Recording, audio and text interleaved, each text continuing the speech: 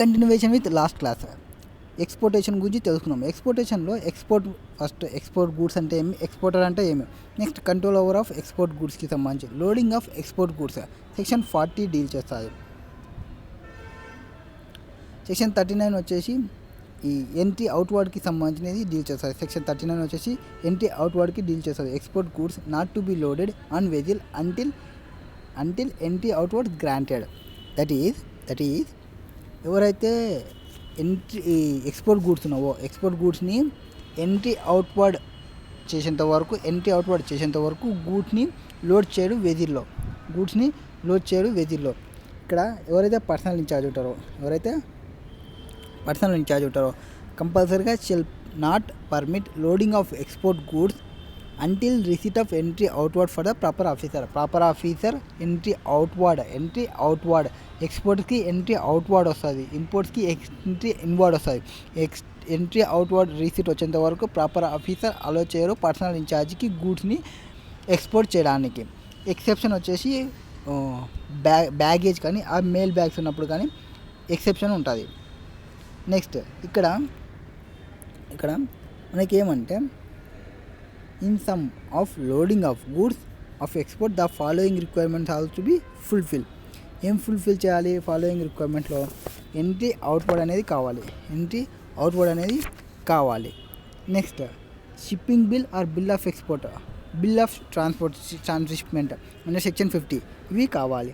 Next let export order under section 51 కావాలి. Boat note కావాలి. So boat note గురించి section 35లో చెప్పినాను. లెట్ ఎక్స్పోర్ట్ ఆర్డర్ గురించి సెక్షన్ 51లో చెప్తాను. Shipping bill of export, bill of transshipment section 50 deal చేస్తుంది. సో ఇప్పుడు మనం ఎక్కడ ఉన్నాం? సెక్షన్ 39 దగ్గర ఉన్నాము.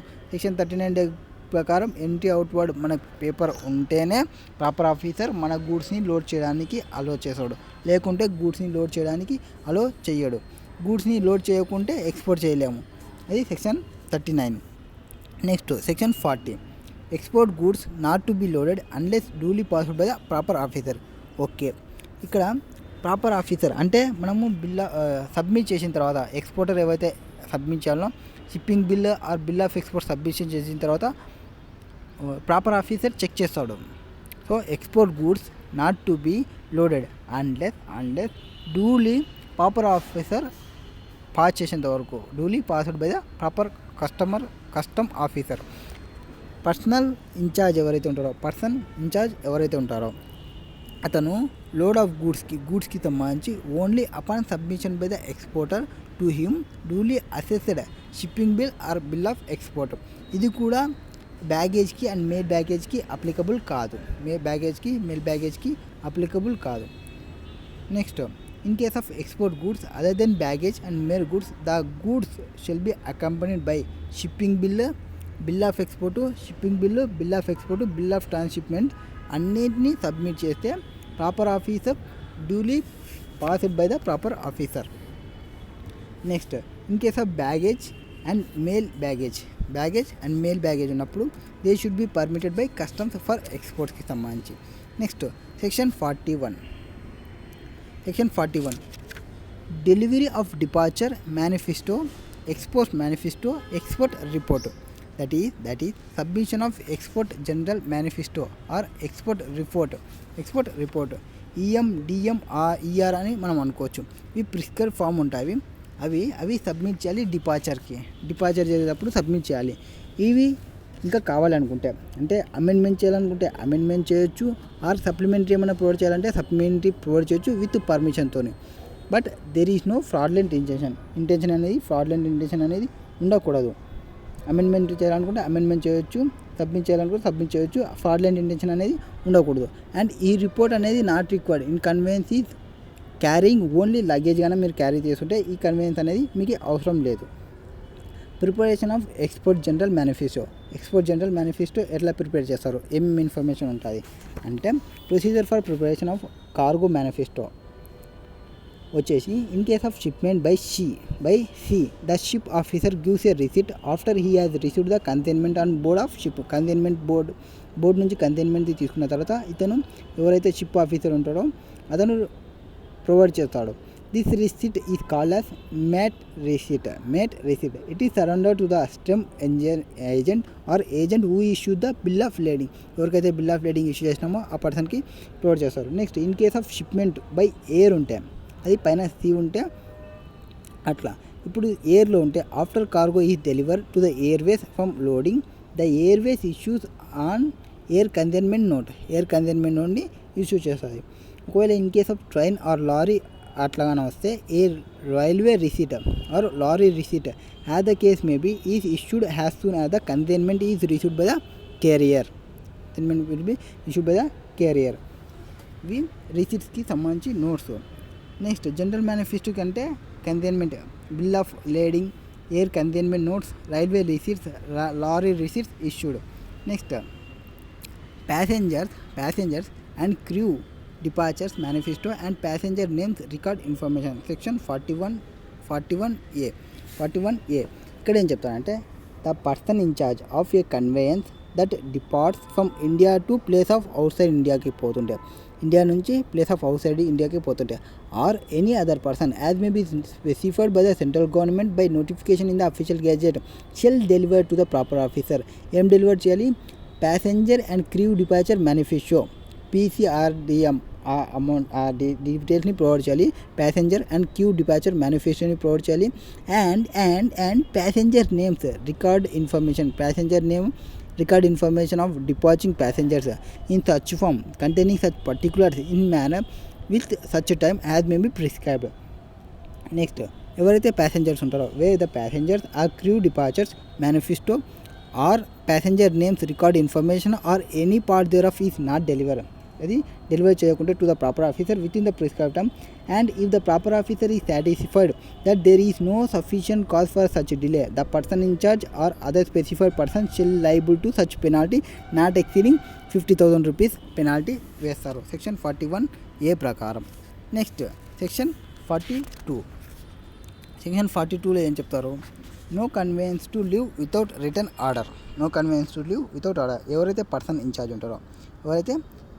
ఉంటారో of the conveyance which has bought any imported goods or has loaded any export goods at custom stations shall not cause or permit the conveyance to depart from the custom station until a written order to that effect has been given by the proper officer.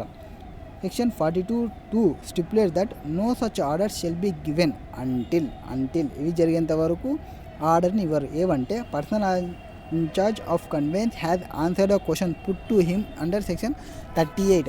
Section 38 ప్రకారం కొన్ని questions వేసినారు. ఎవరు? Proper officer వేసినాడు. ఎవరిని? Person ఇన్ఛార్జ్ని. ఆ person in charge ఆన్సర్స్ని provide చేసేంత వరకు. Next the persons of section 41 of been complied. Provisions of section 41 comply కావలేదు, కంప్లై అయ్యేంత వరకు. ప్రొవిజన్స్ ఆఫ్ 41లో ఏం చెప్తారు? జనరల్ మేనిఫెస్టోని సబ్మిట్ చేయాలి అని చెప్తాము. Next the shipping bills or bill of export or bill of transshipment if any and such other documents as the proper officer may require have been delivered to him. Or next, all dutiable levables or duties leviable on any stores consumed in such conveyance and all charges and penalties due in respect of such conveyance or from the person in charge thereof has been paid or the payment secured by such guarantee deposit of such amount as the proper officer may direct. అలాగే ఏమైనా penalties అవన్నీ payment చేయాల్సి ఉంటే proper officer direct చేస్తారు. హై payment ఉంటే the person in charge convinces as satisfied the proper officer that no penalty is leviable under section 116 ప్రకారం ఏ పెనాల్టీ లేదని ప్రూవ్ చేయాలి. And payment of any penalty that may be levied upon him under that section has been secured by such guarantee or deposit of such amount as the proper officer may direct. Next in any case where any export goods have been loaded without payment of export duty or in contravention of any provisions of this act or any other law, such goods have been unloaded. ఆ గూడ్స్ని ఏం చేశారు? Unload చేశారు.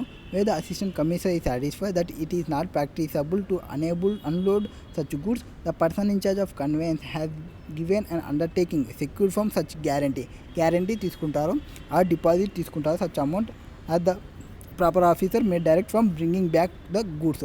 So ఇంతవరకు personal in charge involve అయినాడు. ఇక్కడ exporter వస్తాడు. ఇక్కడ నుంచి procedure for clearance for export goods, clearance of export goods వచ్చినప్పుడు ఎక్స్పోర్టర్ ఇన్వాల్వ్ అవుతాడు. సెక్షన్ 50 డీల్ చేస్తుంది. ఫస్ట్ ఏం చెప్తుంది, entry of goods for exportation. Entry of goods for ఎక్స్పోర్టేషన్కి ఎంట్రీ అయితే సెక్షన్ 50 డీల్ చేస్తుంది. ఇప్పుడు గూడ్స్ని ఎక్స్పోర్టేషన్ చేయాలంటే first filing of shipping బిల్ని fill చేయాలి. If export is in vessel or aircraft ఉంటే, ఆర్ బిల్ ఆఫ్ ఎక్స్పోర్ట్ ఉంటే, ఇఫ్ ఎక్స్పోర్ట్ ఇన్ వెహికల్ ఉన్నప్పుడు, export in vessel or aircraft ఉంటే షిప్పింగ్ బిల్ని చేయాలి. ఆర్ వెహికల్లో ఉంటే బిల్ ఆఫ్ ఎక్స్పోర్ట్ని చేయాలి.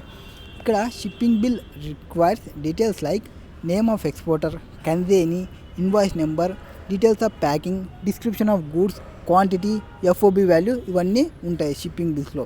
నెక్స్ట్ కస్టమ్స్ అథారిటీస్ ఎవరైతే వీటన్నిటికీ ఒక సీరియల్ నెంబర్ని ఇస్తారు. ఆ సీరియల్ నెంబర్ని ఏమంటారంటే కాల్డ్ యాజ్ టోకా నెంబర్ అని అంటారు. Next to the shipping bill when it is presented. ఈ షిప్పింగ్ బిల్లో మొత్తం ఆ ఇన్ఫర్మేషన్ ఎక్స్పోర్టర్ ప్రజెంట్ అయితే షిప్పింగ్ బిల్ ఎట్లుండాలంటే, ఆ షిప్పింగ్ బిల్ అనేది అక్యురసీ అండ్ కంప్లీట్ ఇన్ఫర్మేషన్ ఉండాలి. And authenticity and validity of any document supporting ఉండాలి. And compliance with restriction or prohibition if any relating to the goods under this act or under any other law for the time being in force. ఇవన్నీ details ఉండాలి. Next section 51లో ఏముంటుంది, let export order clearance of goods for exportation. Customs officer shall verify the contents and after being satisfied that goods are not prohibited for exports will permit clearance by giving let export order. ఏం చేస్తారు, custom officer verify చేస్తాడు ఏది, కంటెంట్ని.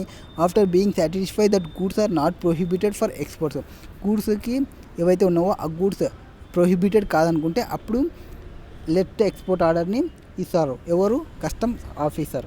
This is related to దీనికి సంబంధించి. And further in case of deferred payment duty అంటే మనకి deferred పేమెంట్గా మనం చేయొచ్చు అని చెప్పినాము. డేట్స్ కూడా చెప్పినా నేను. 1 to 15 ఉంటే 16th డే డ్యూ డేట్ వస్తుంది.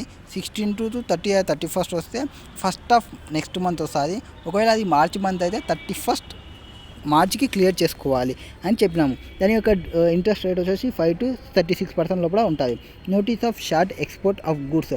According to notice of short export rules 1963, if any goods mention in shipping bill or bill of export and cleared for exportation or not exported, the exporter shall within 7 days from the date of departure of conveyance by which such goods were exported furnish the prescribed information to the proper officer in respect of such goods. ఇది ఎక్స్పోర్ట్కి సంబంధించినది.